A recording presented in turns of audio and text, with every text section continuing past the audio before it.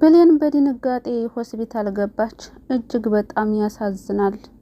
እንግዲህ ወላጅ እናቷ ሙታለች በታ አሳዳጊዋ ስለነገረቻት ተስፋ ቆርጣ አልቅሳ ወጥቶላት ባለችበት ሰዓት እንግዲህ የአቶ በኃይሉ ተላላኪ ስልክ ይደውልና እናቴ ሰላም በህይወት አለች ሲላት ብሌን በጣም ደነገጠች።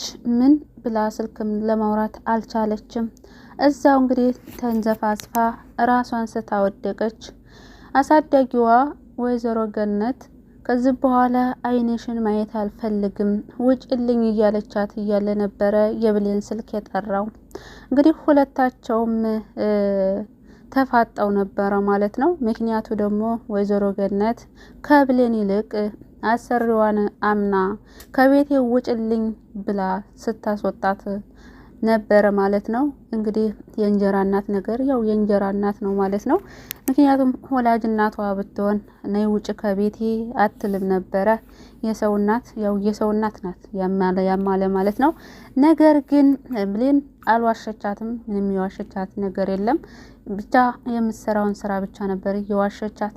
ነገር ግን የራሷን ጉያ የራሷን ውሸት ባጠገቧ በጉያዋ አስቀምጣ ብሌንን ውሸታም ስትላት ነበረ እና ወይዘሮ ገነት የሷም ውሸት ብዙም ሳይቆይ ተጋልጧል። እንግዲህ የአቶ በኃይሉ ተላላኪ ቤቱን ድብልቅልቁን አውጥቶታል። በዛ በፋይል የተነሳ ማለት ነው። ቃል የተባለች መሰሪ እንግዲህ የብሌን ስልክ ሲደወል ታነሳና ልጅሽ ያለችው እኛ ቤት ነው።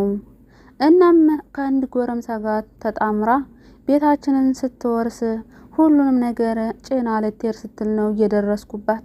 በዛ ላይ ደግሞ ደካማ እናት አለችኝ እሷን እየጦርኩ ነው አለች። በዛ ላይ ደግሞ እናቴ የካንሰር በሽተኛ ናት ብላ ብር እየሰበሰበች ነው ብላ ነው እንግዲህ ስልክ ደውላ እየነገረቻት።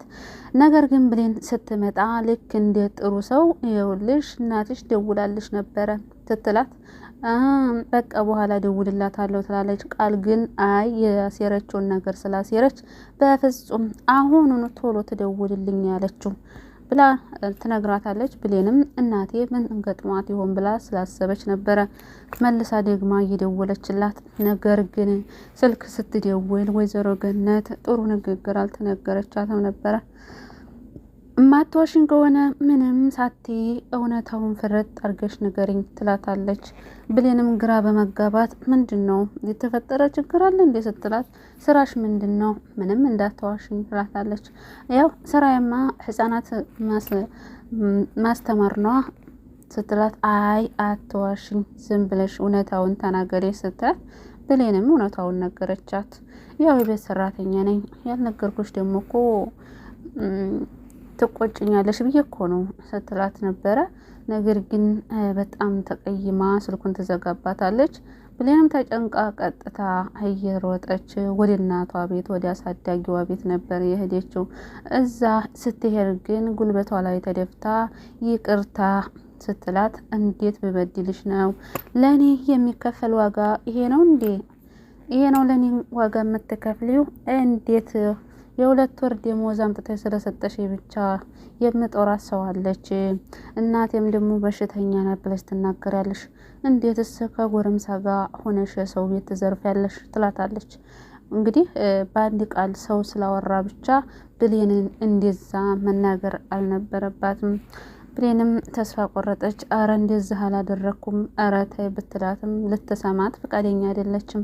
እና እንግዲህ አሳዳጊሽ ያው የምትሰሪባት ሴትዮ ናት ነው ያለቻት ወይዘሮ ገነት።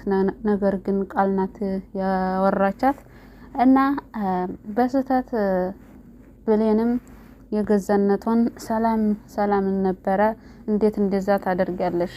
እኔ አምኜሽ የሁለት ወር ደሞዝ ስለተቀበልኩሽ ብቻ እንዴት እንደዛ አይነት ነገር ትናገሪያለሽ? ስላለች ሰላምም ግራ ገባት። እሷ ምንም የተናገረችው ነገር ስለሌለ ምን ብላ ተመልስላታለች? አረ ምንድነው እያወራሽ ያለሽው? ግራ ገባኝ እኮ ምንድነው እያለች ስትላት እንግዲህ ብሌንም ተናዳ ጥላቸው ትወጣለች ማለት ነው።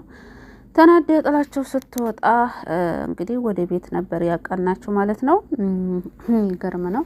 እንግዲህ አቶ በኃይሉም ወደ ቤት ሲመጣ ስለ ፋይሉ ሲጠይቃት ብሌን አንስታ ልትሰጠው ክፍሏ ብትሄድ እንግዲህ ተደብቃ እያየቻት ስለነበረ ቃል ብድግ አድርጋ ቃል ወስደዋለች። ያንን ፋይል ማለት ነው። ያንን ፋይል እንግዲህ ሁሉንም ውስጡ ያለውን ቪዲዮ በሙሉ ኮፒ አድርጋ ከጨረሰች በኋላ ለአቶ በኃይሉ መልሳለታለች ማለት ነው። እንግዲህ አቶ በኃይሉ ከኔ ማን ነው የሚያድንህ እያለች እንግዲህ ባለፈው በጥፊ የመታትን እያስታወሰች ይህች እኮ ትክክለኛ ልጅሽ አይደለችም ብሎ የገፈተራትን ሁሉ እያስታወሰች እኔማ እሰራልሃለሁኝ ብላ እንግዲህ ኮፒ ካደረገች በኋላ ይቺ እኮ ዘልዛላ ስትንዘላዘል እኮ ውጭ ጥላው እኮ ነው ያገኘሁት ብላ እንግዲህ ብሌንን እንዲመታትና እንዲያዋርዳት አድርጋ ሰጥተዋለች ማለት ነው። ነገር ግን የሚያሳዝነው ነገር ደግሞ አቶ በኃይሉ ከሄደ በኋላ እንግዲህ ቃል ብሌን ብላ ጠርታ በጥፊ ትመታታለች። ይሄ ጥፊ ባለፈው አቶ በኃይሉ ያለ ስራዬ የመታኝ በጥፊ የእሱ ብድር ነው፣ ከዚህ በኋላ ደግሞ ህይወትሽን ሲኦል ነው የማደርገው ብላ እንግዲህ ስትዝትባት ነበረ። ለእናቷም ለሰላምም ይች እኔን የምትወጂኝ ከሆነ ይችን ልጅ ብሌንን ከቤት አስወጭልኝ ትላታለች። እና ሰላምም ታዲያ እንዴት ብዬ ከቤት ላስወጣት? ምክንያቱም ደግሞ እኮ ፍላሹን እኮ እሷ አልሰረቀችውም፣ ስለዛ እኮ ነው ያላስወጣኋት እና ተረጅኝ ባክሽ ትላታለች።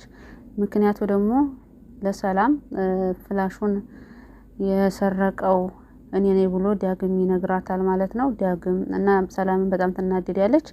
እኔ አምኜ ቤቴ ባስጠጋህ እንዴት ልጅህ ክፍል ድረስ ትገባለህ ስትለው አስገዳጅ ነገር ስለተፈጠረብኝ ነው ባክሽ ተረጅኝ ይላታል። እሷ ግን ልትረዳው ፈቃደኛ አይደለችም። አሁኑኑ ቤቴን ለቀው ውጣ ትለዋለች።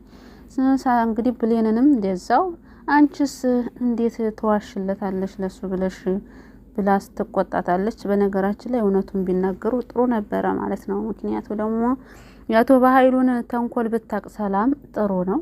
እንግዲህ ወንድም ሆነው ግን ምን እንደሚያደርግ ምን እንደሚሰራ ሰላም የምታውቀው ነገር የለም። ስለዚህ ወንድም የጥሩ ሰው ነው ብላ ለሱ እየተቆረቆረችለት ነው። ሰላም ትንሽ አይኗን ብትገልጥ ጥሩ ነው። አሁን ቃልም እንግዲህ እንደፈለገች እያሽከረከረቻት ትገኛለች። ምክንያቱ ደግሞ እኔን ከወደድሽኝ ብሌን አስወጭልኝ እያለች እየተጫወተችባት ነው። ከዚህ በኋላ ቃል እንግዲህ ያንን ላፕቶፕ እስካልወሰዱባት ድረስ አቶ በኃይሉም ምንም ቢላት ከዛ ቤት እንግዲህ በዛ ፋይል እያስፈራራች እንግዲህ እየፈለገችውን ማድረግ ትችላለች ቃል ማለት ነው። እና ምንም የሚያውቀው ነገር የለም አቶ በኃይሉ ግን ለተላላኪው ስልክ ይደውልና በቃ የብሌን አሳዳጊ ለጊዜው እንተዋት ፍላሹ እጅ ገብቷል ሲል እንግዲህ አቶ በኃይሉ ተላላኪ በጣም ነበር የደነገጠው። እሺ ይላል። ስልክ የተደወለበትን ብቻ ቁጥሩን አጣርተህ ነገር በሚለው ሰዓት ቁጥሩ እንኳን የዛሬ ስንት ዓመት የሞተ ሰውዬ በሱ ስም ነው የተከፈተው ምናምን ነገር ይለዋል። ግን ቀጥታ ለወይዘሮ ገነት ነበር የደወለው የአቶ በኃይሉ ተላላኪ ማለት ነው። እሷም ስታነሳ አንተ እኔ ደህና አይደለሁም እንዴት አገናኝሻለሁ ልጅሽም ብለህ ስጠብቅ አምሽቼ እንዴት እንደዚህ ጉር ትሰራኛለህ ትለዋለች። እና እሱም ትደነግጣለች። እና ያላገናኘሁብሽ ምክንያት ልጅሽን ትልቅ ስራ ዝዤው ነበረ እሱን ልፈጽም አልቻለም። ስለዚህ የእሱን ቅጣት ደግሞ አንቺ ትቀበያለሽ እና ብሎን ትንሽ ደቂቃ ጠብቂኝ ይላታል። እኔ በነገራችን ላይ ትንሽ ደቂቃ ጠብቂ ሲል ቀጥታ ወደ ቤት ሊመጣ መስሎ የነበረ ነገር ግን ለብሌን ስልክ ለመደወል ነበረ። እንግዲህ ሁለታቸውን አጣልተዋቸዋል ማለት ነው። እንግዲህ እናትና ልጅ ብሌንና ገነትን ሁለታቸውንም አጣልተው አጋጭተዋቸዋል። ምክንያቱም ብሌን በእርግጥ ምንም ያጠፋቸው ነገር የለም፣ አልዋሸቻትም፣ በውሸት ነው ገና የማታውቀውን ሰው ስልክ ስለደወለላት ብቻ እሷን አምና ብሌን የጠረጠረቻት እና አሁን እንግዲህ ብሌንና ያሳዳጊዋ ያው እርስ በርሳቸው ተጋጭተዋል፣ አይተማመኑም ከዚህ በኋላ ማለት ነው። ለምንድነው እናቴ እያለች ያልነገርሽኝ ነው የምትላት። እሷም እንግዲህ ያው በልጅ አስፈራርተው ነው ልትል ትችላለች። እና ያንቺን ልጅ ለማግኘት እንዴት እናትን ገደልሻት? ያው ዞሮ ትልቅ ጦርነት ይከፈታል ማለት ነው።